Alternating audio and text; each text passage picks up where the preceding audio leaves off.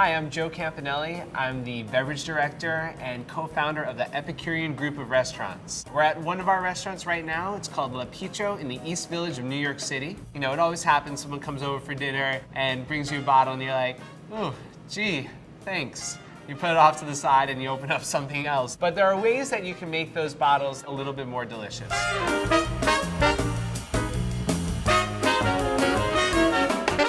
One thing to note about sparkling wine, if it's a sparkling wine that is not so great, I would always serve it as cold as possible and then turn it into a cocktail. In this glass I have some fresh berries, a little bit of sugar, I'm gonna add some bitters, and I'm gonna take a bar spoon and just muddle it up a touch. You wanna top it with sparkling wine. You actually have a pretty delicious and beautiful cocktail.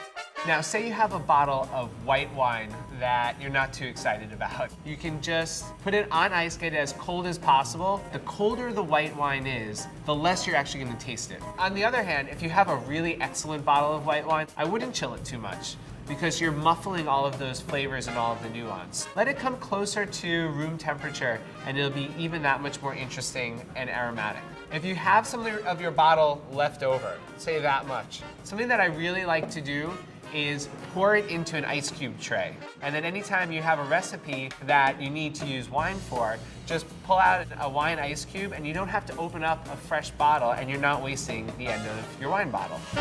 So for a red wine, there are a few reasons why you might want to decant a bottle of wine. Number one is it's a bottle that is very young. When you throw it into the decanter, you're going to speed up that aging process. You're going to make the wine a lot more aromatic. It's going to open up. Another reason is if you have a bottle that is super old.